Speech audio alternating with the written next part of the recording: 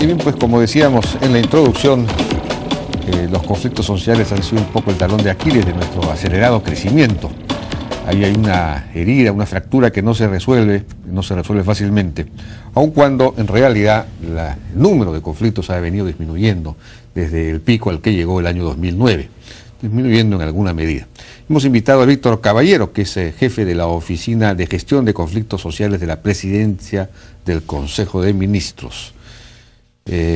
Víctor Caballero ha sido investigador asociado del Instituto de Estudios Peruanos, ha participado en publicaciones de DESCO, estudió sociología en la Universidad Católica, ha militado en la UDP y también en el PUM, en el Partido Unificado Mariateguista, y pertenece al Partido Socialista de Javier Díaz Canseco, por lo menos en el 2008 se afilió, y ahora, bueno, está manejando esta importante, delicada oficina. Víctor, ¿cómo está? Buenas noches, ¿cómo le va? Buenas noches, Jaime. ¿Qué tal? Bueno,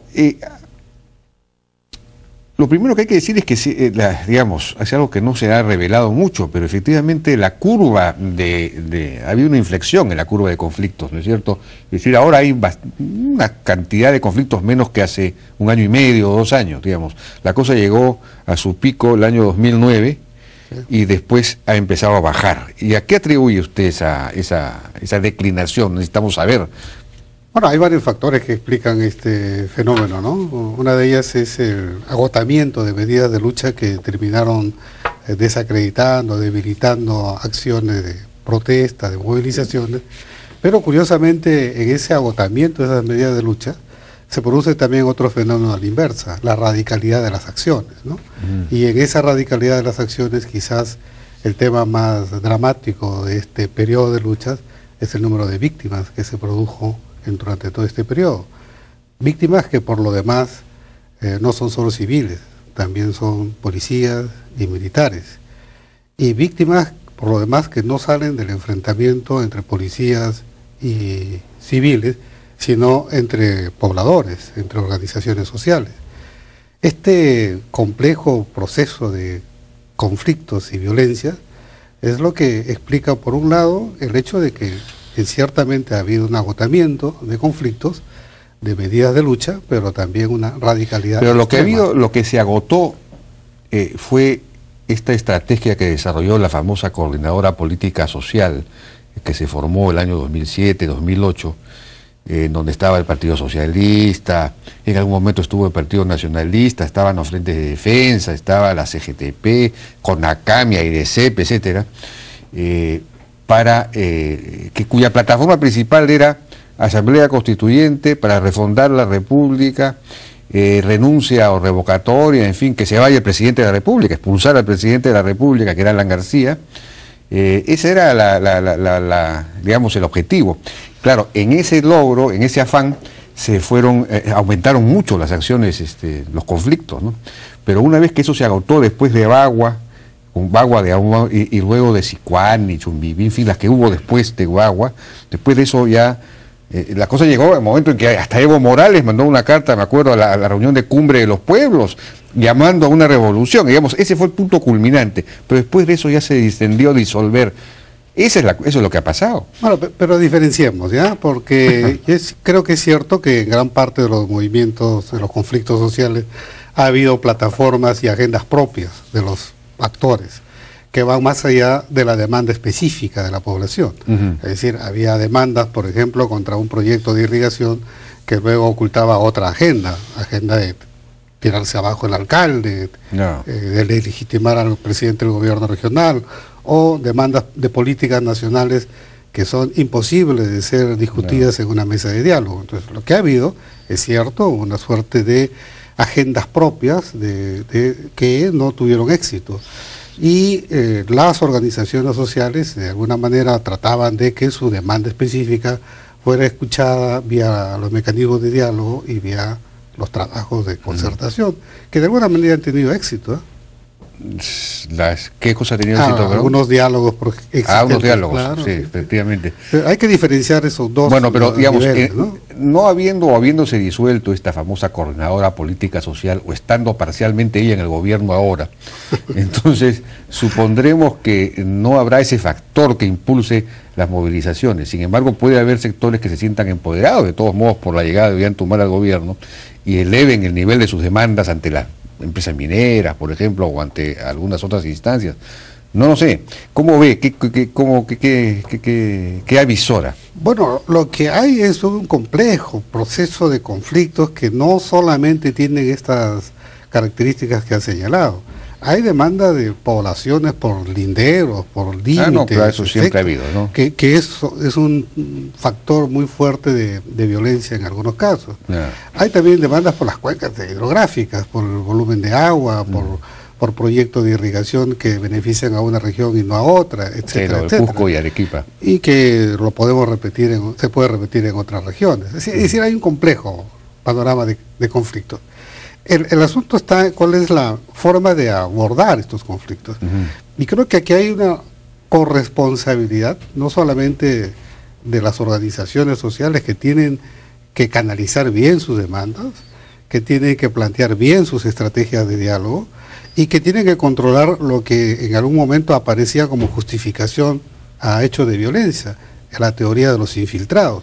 Es decir, había un movimiento social, se generaba violencia sin límites, y aducían a eso de la teoría de los infiltrados.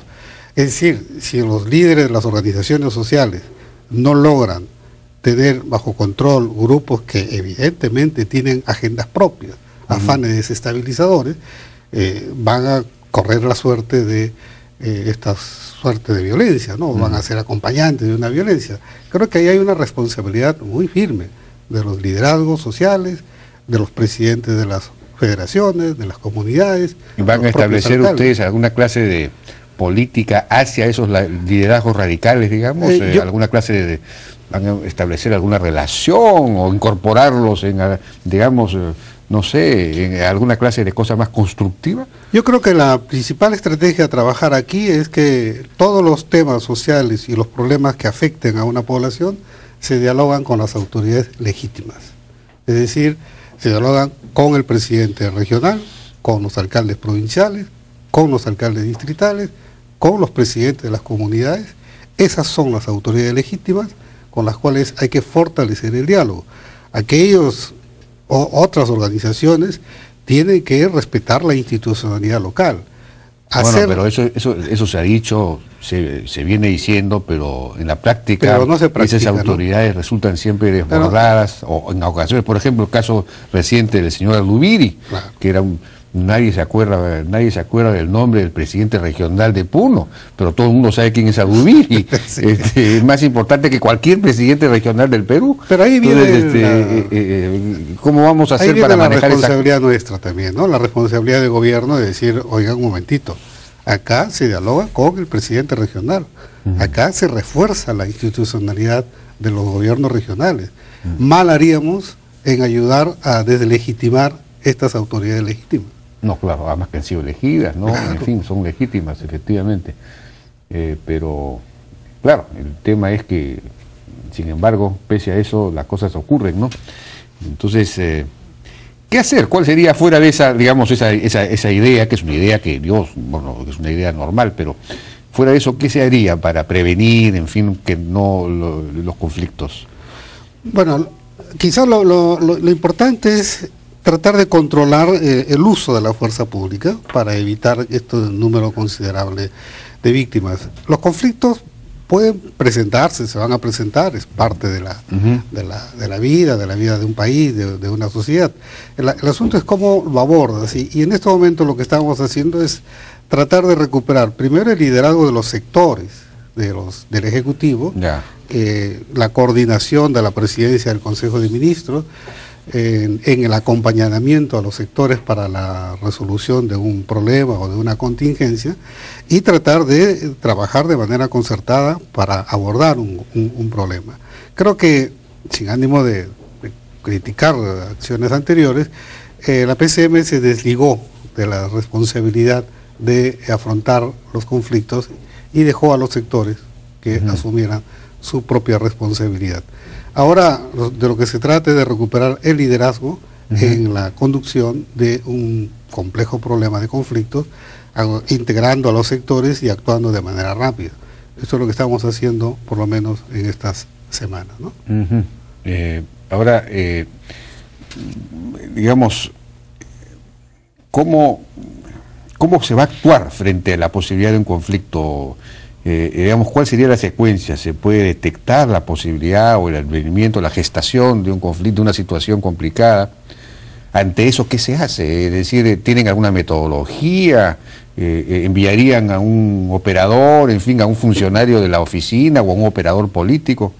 ¿Van a integrar, por ejemplo, a los gobernadores? Por ejemplo, los gobernadores deberían jugar un papel en esto, deberían participar pues en las asambleas donde se gestan las movilizaciones, deberían tener operadores políticos locales, pero claro, como no hay partido político, porque el Partido Nacionalista no es un partido en realidad, es un conjunto de militantes, pero no es una organización.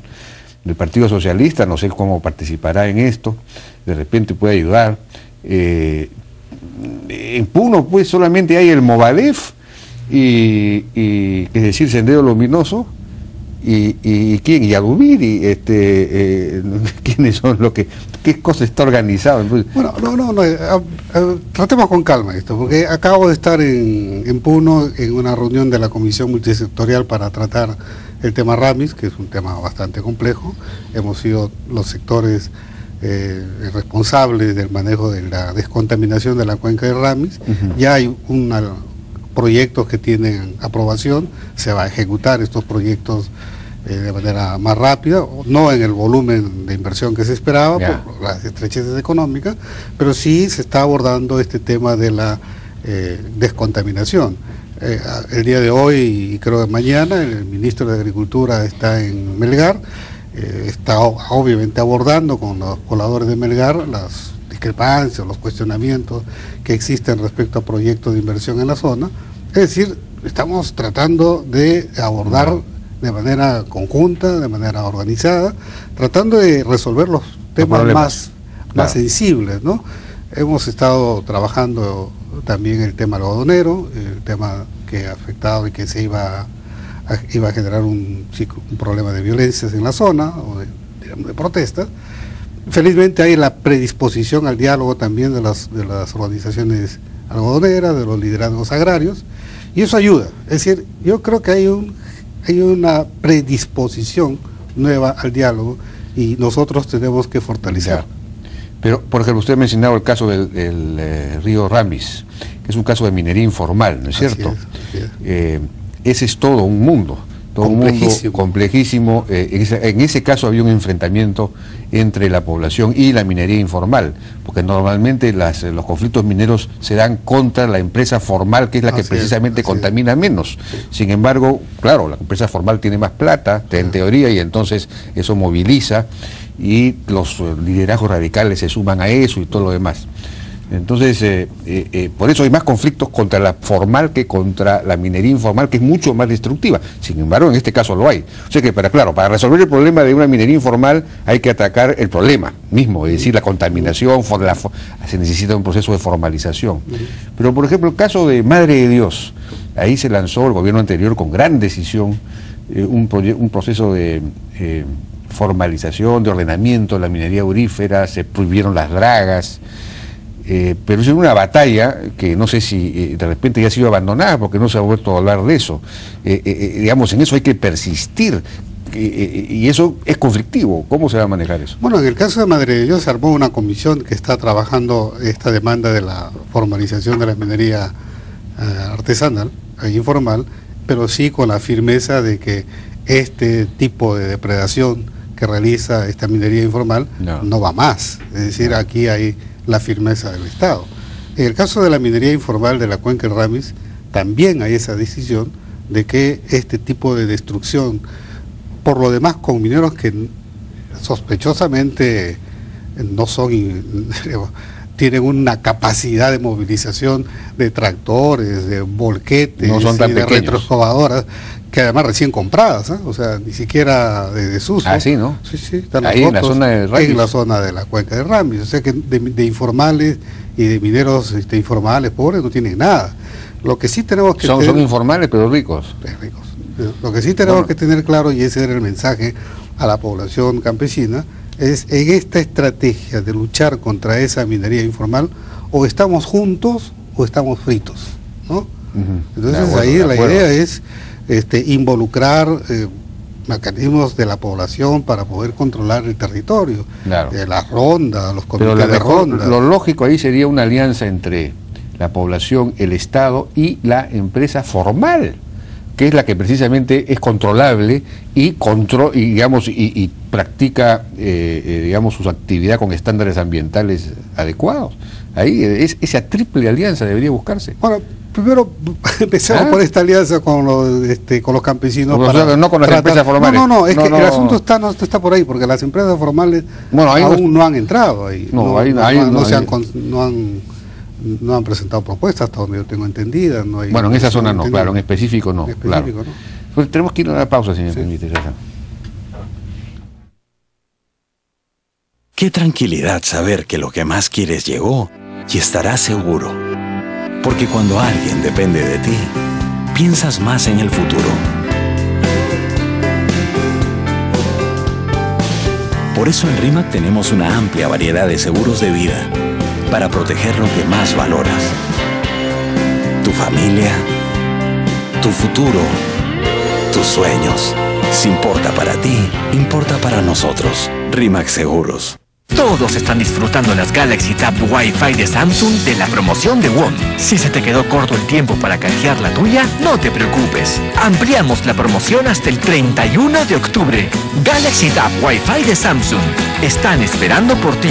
No te la pierdas. WOM, donde comprar es un placer.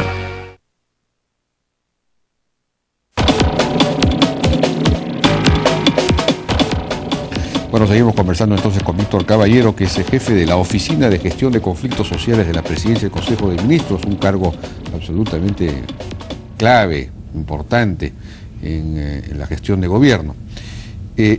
Bueno, tenemos todo el mundo claro de la minería informal, que ahora con los precios del oro, pues va a ser muy difícil de manejar. Ahí se requiere un proceso de formalización, ¿no? Me imagino que eso va mucho más allá de lo que puede hacer su oficina, no sé. Sí, claro, me imagino que es el Ministerio de Energía y Minas, no sé, pero se necesitaría un plan para eso, ¿no? Y el Ministerio del Ambiente también, ¿no? Ministerio del Ambiente.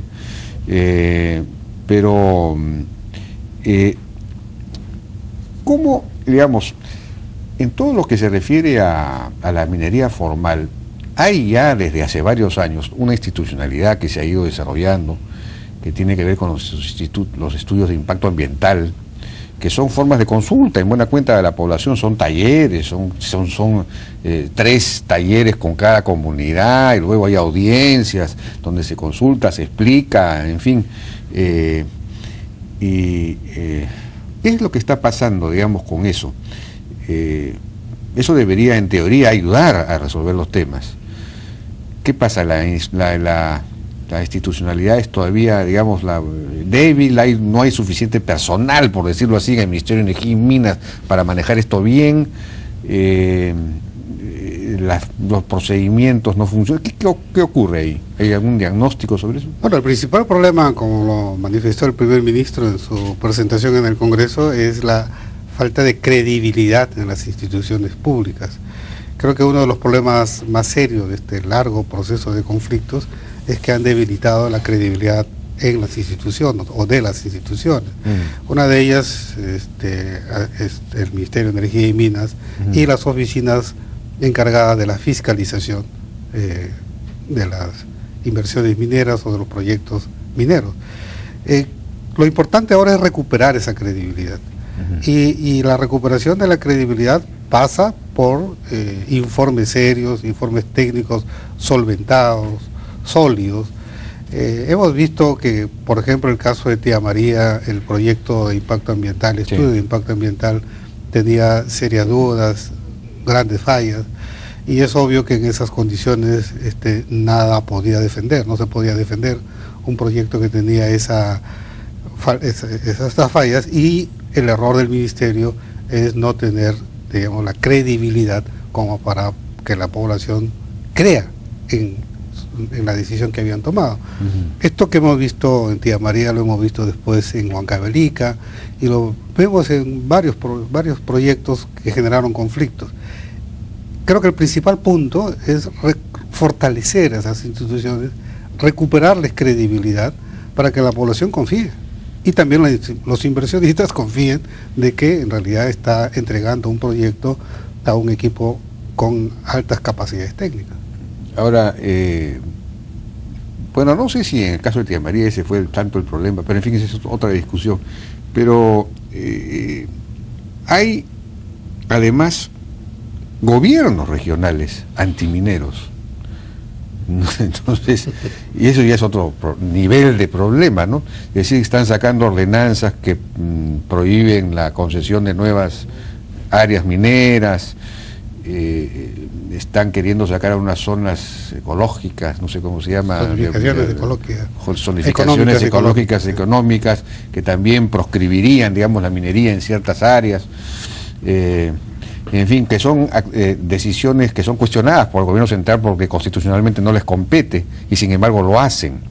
Entonces hay un desorden, hay un desgobierno, hay una anarquía que eventualmente puede terminar frenando una actividad como la minera que de todos modos, digamos, es muy importante para el país, ¿no? ¿Cómo van a manejar eso? Bueno, pero hasta donde conocemos, por ejemplo, el presidente del gobierno regional de Cajamarca no ha manifestado una posición tajante, abierta a las inversiones mineras. Creo que incluso ellos han llegado a la comprensión de la importancia de los nuevos proyectos de inversión minera en Cajamarca.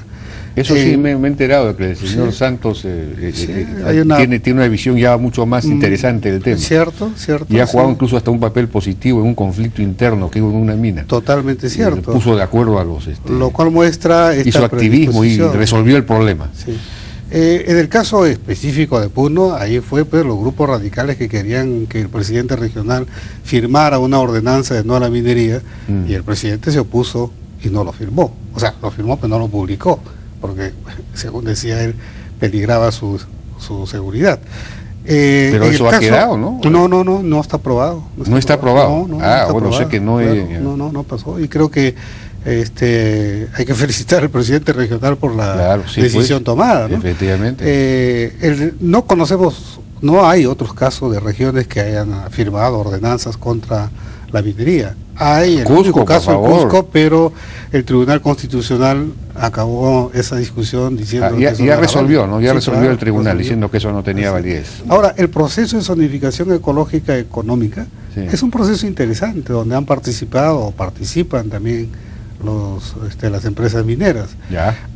Lógico, va a haber discrepancias, va a haber puntos de vista en desacuerdo, pero el proceso ya se inició. Entonces conviene fortalecerlo y conviene darle más legitimidad. Habría que darle, digamos, entonces porque no sé hasta qué punto eso es legal, digamos, está en las leyes. Está en las leyes, es una atribución del gobierno regional o local, gobierno regional, pero habría que darle el mayor contenido técnico y racional posible, es decir, habría que conformar, no sé, una comisión a nivel central que coordine con todas las, para que esto tenga un sentido realmente técnico, ¿no? Porque, bueno, esa es competencia. Es decir, que no sea el mito el que establezca las zonas, zonas míticas. Entonces, es un país que está aprendiendo mucho en este proceso de diálogos entre empresas mineras, comunidades, gobiernos regionales. Estamos en un proceso de aprendizaje y eso es positivo. La inversión nos está obligando a poner en contacto a las distintas partes del país. Pero, por último, el tema, por ejemplo, de usted mencionaba Puno, que no se aprobó pero el señor Adubiri insiste, por lo menos con las provincias del sur de Puno. ¿Cómo se va a manejar el tema de Adubiri? Bueno, el señor no es representativo de nada, ¿no? O sea, él no representa a las organizaciones campesinas de Puno, ni a las organizaciones sociales de Puno. Estaba en la cuenca del Ramis, y los agricultores, campesinos y las federaciones campesinas no le dan ningún mérito ni ninguna representatividad. Eso no está en la parte... Y en la parte aymara igual, hay comunidades que no están de acuerdo con este tipo de liderazgo. Como digo, lo principal aquí es dialogar con los presidentes de las comunidades, con los alcaldes, los gobernadores, y quitar espacio a gente que tiene agendas propias e intereses propios. Ahora, otro tema es el de la famosa ley de consulta previa, ¿no? Que en algunos casos, a mi juicio, por lo menos se superpone con los estudios de impacto ambiental y todo lo demás, que son procesos de consulta también previa, ¿no? Pero, digamos, ahí el tema es cómo hacer para reglamentar eso de una manera tal que sea funcional, ¿no? Que que delimite muy claramente los distintos procesos, los ámbitos, lo que se consulta, a quiénes se consulta, para evitar, digamos, que esto se convierta en procesos interminables, ¿no? Pero empecemos por reconocer que esta es una decisión histórica. Empecemos por reconocer que esto es un bien. Bueno, los estudios de impacto ambiental ya existían sin necesidad y eso son consultas, ¿no? No, en realidad había muchos cuestionamientos a la manera como se hacían las consultas de los estudios de impacto ambiental, ¿no? Que no satisfacían, no generaban confianza en la propia población. Es un asunto de cómo se aplica, ¿no? Claro, pero la consulta misma ya para los pueblos indígenas es un derecho por el cual ellos estaban reclamando y generando sus demandas. Pero por ejemplo el señor Miguel Santillana ha declarado que solamente debería funcionar eso para las zonas de la Amazonía, es decir, para las tribus amazónicas, para las comunidades nativas de la selva, bueno, la ley que son las que realmente son digamos, indígenas. Bueno, la norma como se ha aprobado abre la posibilidad para que las comunidades campesinas andinas también tengan esa posibilidad. Pero como digo, eso es parte de un proceso que es importante que se dé inicio y que lo veamos con simpatía también, porque si demonizamos... No, claro, no es con simpatía, por supuesto con simpatía todo lo que sea ponerse de acuerdo de manera racional, pero precisamente las reglas tienen que estar bien hechas para que la cosa funcione, para que sea posible llegar a acuerdos, porque si no, si las reglas están mal hechas, esto puede ser el empantanamiento definitivo de todo, ¿no? Esperamos que en el reglamento las diversas opiniones sean recogidas, ¿no? Claro. Las empresas mineras deben opinar, deben dar sus aportes, claro. Las mismas organizaciones sociales también dar sus aportes respecto a cómo a establecer un reglamento, ¿no? De acuerdo, sí, pues. Es un nuevo proceso. ¿Quién lo va a manejar? País. Supongo que ambiente, ¿no? Será la presidencia del Consejo de Ministros. La presidencia del Consejo de Ministros. Sí, el señor Víctor Caballero. No, el primer ministro. El primer ministro, ya. No, pero alguien tiene que, un secretario técnico, alguien tiene que ir armando. Se nombrará, claro. Ya se nombrará. Bien, señor Víctor Caballero, muchas gracias por su participación. Gracias. Ahora y suerte en su encargo, que es muy importante por el país.